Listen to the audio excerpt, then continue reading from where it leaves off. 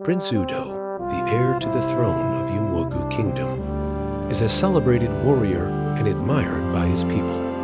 One fateful day, while visiting a neighboring village for a festival, his eyes fall upon a maiden named Adaku. Her beauty is ethereal, her grace unmatched, and from the moment he sees her, Udo knows that he has found the love of his life. However, little does he know that this maiden carries a heavy secret, a curse tied to her bride price. A curse that could bring devastation to anyone who seeks her hand in marriage. Udo and Adaku's connection is immediate and powerful, despite the warnings from her family and the strange incidents that have plagued her past suitors. Udo's love for Adaku only grows. He is determined to marry her, believing that together they can overcome any obstacle. Adaku, on the other hand, is conflicted. She yearns for Udo, but the curse that binds her family has left her fearful of what lies ahead.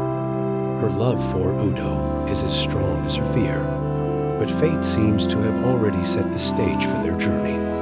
Tradition dictates that the prince must meet with Adaku's family to discuss the bride price, an event usually celebrated with feasts and joy.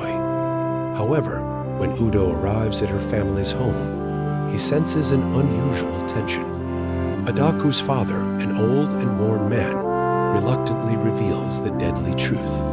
The bride price comes with a curse laid upon their family generations ago. Any man who dares to pay the price is doomed to face the wrath of dark forces that have haunted them for centuries, according to the family's lore. The curse originated from a land dispute between their ancestors and a powerful sorcerer from a distant village. In retaliation for their betrayal, the sorcerer bound the family's daughters to a terrible fate. Each woman, upon marriage, would bring misfortune and death to her husband unless the curse was broken. Many have tried, but all have failed. Udo, though shocked, refuses to back down. He is determined to break the curse and marry Adaku. Upon returning to Umuagu, Udo seeks the counsel of the kingdom's elders.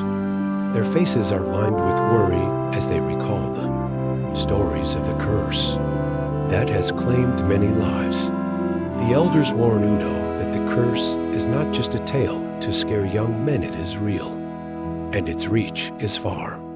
They advise him to reconsider his intentions. But Udo, steadfast in his love for Adaku, refuses to be swayed. He knows that his journey to break the curse will not be easy, but he is willing to risk everything, determined to find a way to break the curse.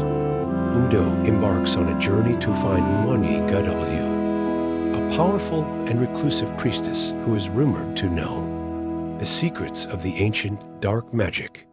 With the help of his trusted friend Ikenna, Udo travels to the distant lands where the priestess resides. Along the way, they face treacherous paths and strange omens, but Udo's resolve remains unshaken. Time is running out, and Adaku's fate hangs in the balance.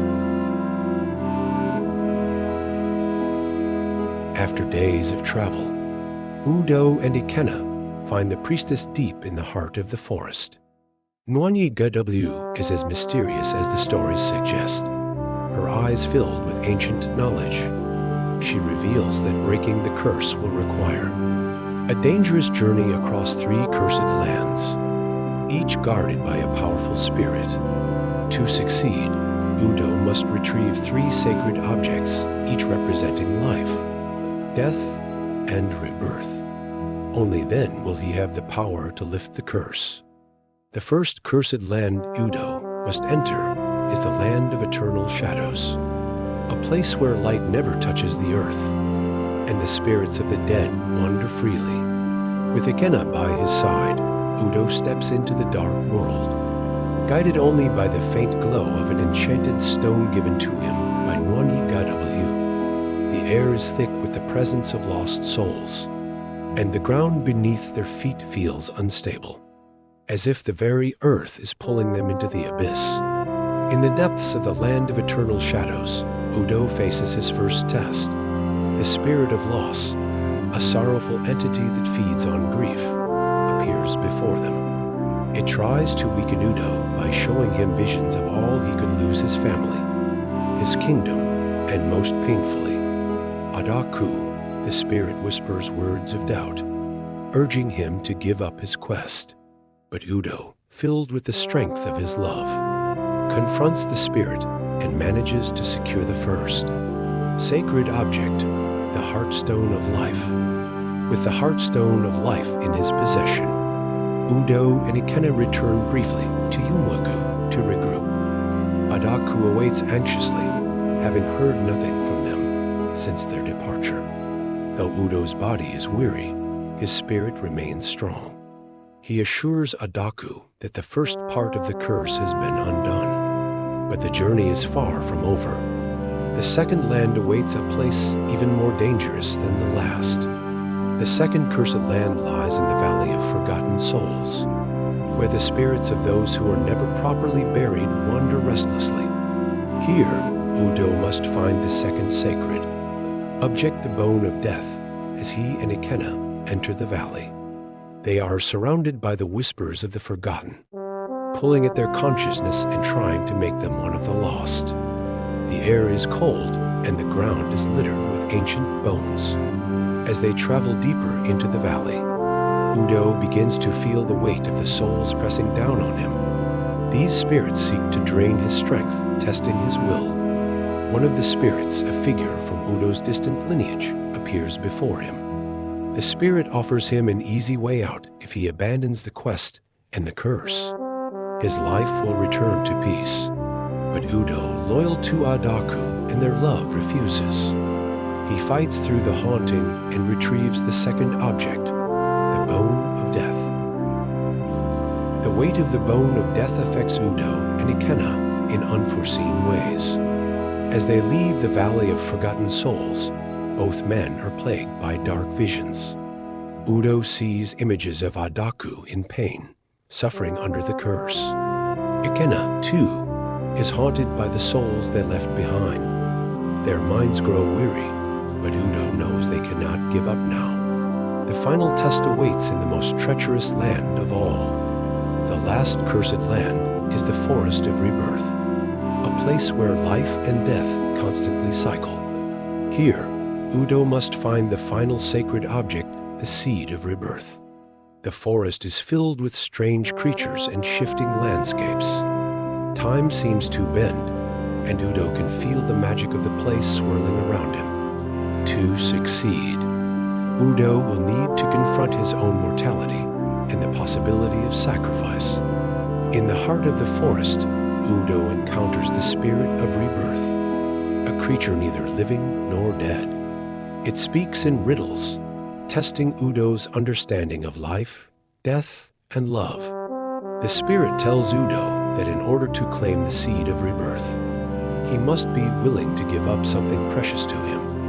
Faced with this difficult decision, Udo offers up a part of his soul, knowing that his love for Adaku is worth any price. The spirit accepts Udo's sacrifice, and the Seed of Rebirth is his. But as Udo leaves the forest, he begins to feel the toll of his journey. His body is weakened, and he knows that the power he gave up will forever leave him changed. Ikenna, though shaken by the trials, remains loyal, helping his friend carry the weight of the objects they have collected. The journey back to Umuagu begins, but danger still looms on the horizon. Unbeknownst to Udo, the original sorcerer who cursed Adaku's family has been watching their journey. Angered that Udo has collected the sacred objects, the sorcerer plots his revenge. As Udo and Ikenna near Umuagu, they are ambushed by the sorcerer's dark minions, Shadowy, creatures sent to steal the sacred objects and undo all their progress. Udo and Ikenna fight valiantly against the sorcerer's minions, but the battle is brutal. Udo draws on the power of the sacred objects to fend off the creatures, but his strength is waning. Just when all seems lost, Adaku, guided by the spirits of her ancestors, arrives at the battlefield. Together, she and Udo manage to defeat the minions, but the sorcerer remains. Love and purpose confront the sorcerer. The sorcerer, filled with rage, reveals that the curse was born from his unrequited love for one of Adaku's ancestors. His bitterness has festered for generations, and he refuses to let the curse be broken. Udo, with the strength of the sacred objects, faces the sorcerer in a final, desperate battle for Adaku's future. As the battle rages, it becomes clear that the sorcerer's power is fueled by hatred and bitterness.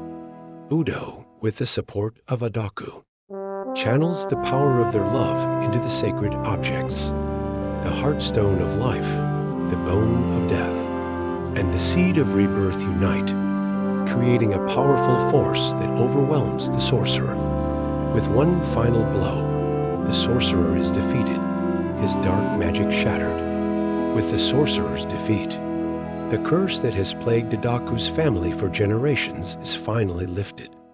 The air around them seems lighter, and the dark clouds that have followed them for so long begin to dissipate. Udo and Adaku are free to be together, their love stronger than ever. The people of Umuagu celebrate their victory, and the kingdom rejoices. Udo and Adaku return to Umuagu as heroes.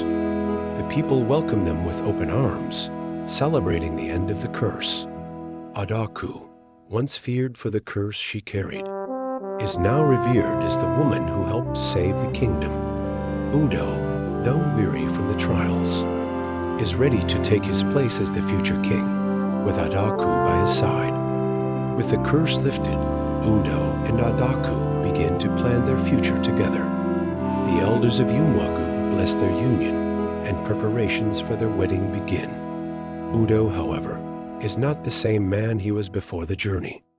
The sacrifices he made weigh heavily on him, but Adaku's love helps him heal from the wounds of the past. The day of Udo and Adaku's wedding is one of joy and celebration. The entire kingdom gathers to witness their union, and the ceremony is filled with tradition and love.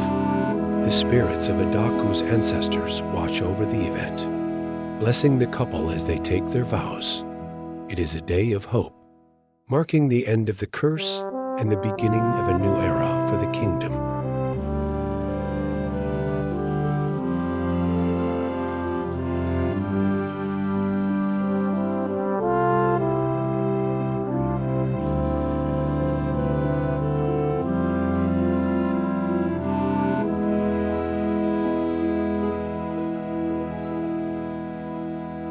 Not long after the wedding, Udo is crowned as the new king of Umuagu. The kingdom celebrates his ascent to the throne, and Adaku is crowned as his queen. Together, they rule with wisdom and compassion, their love guiding them through the challenges of leadership. The trials they faced during the journey have strengthened them, and their bond is unbreakable. Though the curse is broken, not all threats to the kingdom have disappeared. Rival kingdoms, seeing Umuagu's newfound prosperity, begin to plot against Udo's reign. Udo and Adaku must navigate political intrigue and the ambitions of neighboring kings who seek to undermine their rule. Their love, once again, becomes a source of strength as they face these new challenges together. As the years pass, Udo and Adaku are blessed with a son, who will one day inherit the throne. The birth of the heir brings joy to the kingdom, and the people celebrate the continuation of the royal bloodline. Udo and Adaku teach their son the lessons they learned from their journey, ensuring that he grows up with the wisdom and courage needed to be a great leader. Though the sorcerer is long defeated, remnants of his dark magic still linger in the far corners of the kingdom. Udo, now an experienced and wise ruler, sends out his trusted warriors to hunt down any remaining threats. But in the shadows, a new enemy begins to rise, one that seeks to reclaim the dark power the sorcerer once held. As the new enemy grows bolder, Udo and Adaku are forced to confront the lingering darkness that threatens their kingdom. With their son now old enough to understand the dangers, they prepare him for the trials that lie ahead. The final battle against the forces of darkness looms on the horizon, but Udo and Adaku are ready. Their love, tested by time and trials, will see them through. In the final chapter of their journey, Udo and Adaku face their last challenge together. The darkness that once haunted their ancestors is finally vanquished, and peace returns to Umuagu. Their love story becomes a legend, passed down through generations as a tale of courage, sacrifice, and the power of love. Udo and Adaku's legacy